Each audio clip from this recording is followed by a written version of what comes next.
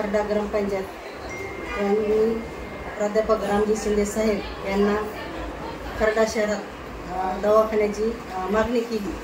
आपल्या शहरात खर्ड्यात भव्य दिव्य असं राम शिंदे साहेबांमुळे आपल्याला दवाखाना उपलब्ध झाला व त्याचं सुशोभित असं बांधकाम झालेलं आहे। आता 2 वर्षापासून आपल्या खर्डा शहरात MBS डॉक्टर नव्हते, रिक्त जागा होती। राम शिंदे साहेबांनी वेळोवेळी पाठपुरावा केला व त्यामुळे आपल्याला खर्डा शहरात असे चांगले डॉक्टर, देशमुख डॉक्टर आपल्या या ठिकाणी आलेले आहेत। त्यांना मी बी त्या दिवशी त्यांना भेट घेतली व त्यांना मी आपल्या गावच्या समस्या सांगितल्या। आपल्या खर्डा शहर हा मोठा गाव आहे, तर या शहरात वेळोवेळी नागरिकांची गैरसोय होत होती। मी डॉक्टरांना म्हणलं, डॉक्टर आमचं शहर मोठा असल्यामुळे तुम्ही रात्री अपरात्री एका फोनवर तुम्ही डॉक्टर सेवा दिली पाहिजे। गावात महिलांसाठी बिन टाक्याचे ऑपरेशन नाही, या ठिकाणी सोय नाही, तर तुम्ही त्या टाक्याचं ऑपरेशनचं व पोस्ट मार्केटची ह्याचीही 2 मागणी मी त्या ठिकाणी त्यांना केली आहे। व त्या राम शिंदे साहेबांमुळे आज आपल्याला चांगले डॉक्टर उपलब्ध झाले आहेत, ते सेवेत आहेत, तिथून पुढेही त्या सेवेत राहते ना। जास्त वेळ लागायला पेशंटला बाहेर थांबायला, तर मला 2-4 मिनिट आगाऊ वेळ देऊनच मी पेशंट हे करतो, तर त्याबद्दल काहीच चिंता नाही।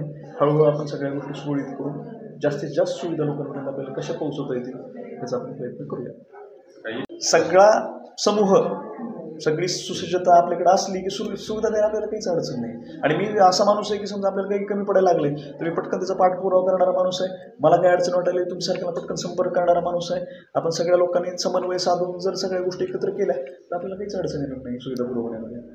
फक्त आमच्याकडून जास्त हलगर्जीपणा होऊ नये आणि लोकांकडून दंडमशाही होऊ नये। सगळ्यांच्या सेंटरचा पॉईंट कोण आहे तर पेशंटच आहे। आमच्याकडून जर काही हलगर्जीपणा झाला तर नुकसान पेशंटचं होत असतं आणि पेशंटच्या नातेवाईकडून काही दंडपणा झाला की ज्याच्यामध्ये समजा एखादी सुविधा आपण इथं पुरवू, आता जर आपल्यासारख्या ठिकाणी होत नसेल किंवा एखादी पुढची गोष्ट असेल जी होत, त्यांनी जर त्याच्यामध्ये वेळ जास्त घातला की नाही तुम्ही असंच करा हे करा, तर तो वेळ जाणारा तो क्रिटिकल टाईम असतो। तर ह्या गोष्टी बाकीच्या लोकांनी समजून घेतल्या पाहिजे आणि आमच्याकडून काही हलगर्जीपणा झाला नाही पाहिजे। तर अशा ह्या सगळ्या गोष्टी आता जर आपल्यासारख्या ठिकाणी होत नसेल किंवा एखादी पुढची गोष्ट असेल जी होत, त्यांनी जर त्याच्यामध्ये वेळ जास्त घातला की नाही तुम्ही असंच करा हे करा, तर तो वेळ जाणारा तो क्रिटिकल टाईम असतो।